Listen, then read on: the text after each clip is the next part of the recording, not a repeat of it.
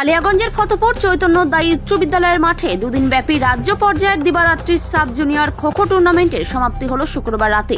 এই টুর্নামেন্টে 8টি জেলা অংশগ্রহণ করেছিল। ফাইনাল খেলায় হুগলি জেলাকে 2 পয়েন্টে হারিয়ে চ্যাম্পিয়ন হয় উত্তর দিনাজপুর জেলা।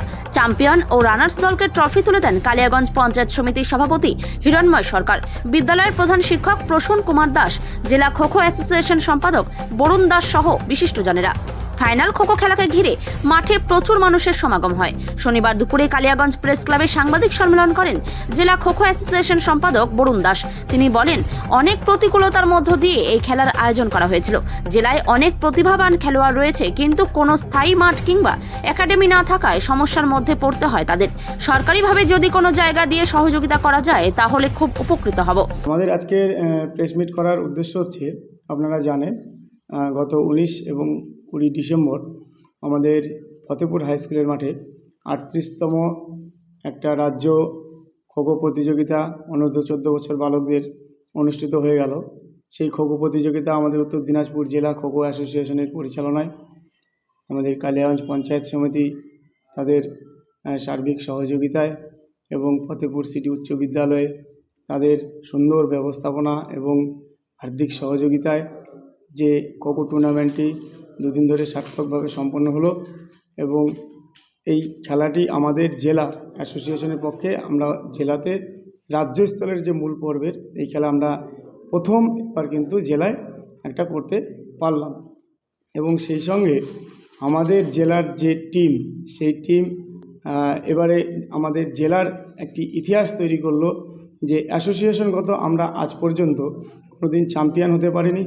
এবারে আমরা সেই চ্যাম্পিয়নের শিরোপাটা পেলাম, যেটা আমাদের উত্তর দিনাজপুর জেলার পক্ষে একটা খুব গর্বের বিষয় এবং গৌরবের বিষয়। আমরা সেমিফাইনালে হারিয়েছি হচ্ছে সব পেয়েছির আসর মূলকেন্দ্র, এবং ফাইনালে হারিয়েছি সব থেকে কঠিন প্রতিপক্ষ হুগলি জেলাকে হারিয়ে।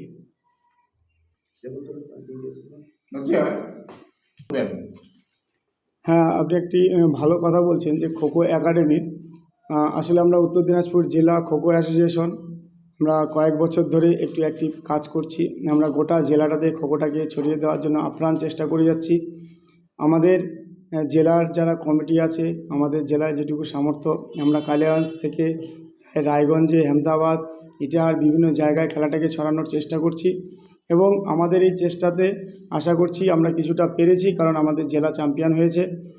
আমাদের জেলা খোখো অ্যাসোসিয়েশন একটা জেলা নিয়ে কাজ করি, বিভিন্ন জায়গায় আমাদের ইউনিটগুলো আছে। আমাদের কালিয়াগঞ্জে এর আগে অনুশীলন চলছিল, কোনো কারণে হয়তো বন্ধ আছে। আমরা চাইব যে আমাদের কালিয়াগঞ্জের বুকে বা যে কোনো প্রান্তে সরকারি কোনো তত্ত্বাবধানে যদি এরকম খোখো ক্যাম্প করা যায়, তাহলে আমাদের জেলার ছেলেরা আরও উপকৃত হবে। কারণ আমাদের জেলার সামর্থ্য খুবই সীমিত।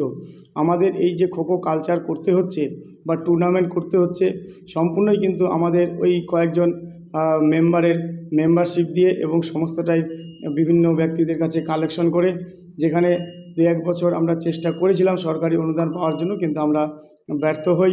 কাজেই আমাদের জেলার আর্থিক একটা খুব দুরবস্থার মধ্যে আমরা চলছি। পরবর্তীতে কোনো সরকারি সুযোগ বা এ ধরনের কিছু যদি না হয়, তাহলে আমাদের খেলাটাকে চালিয়ে যাওয়া খুব দুরূহ হয়ে পড়েছে।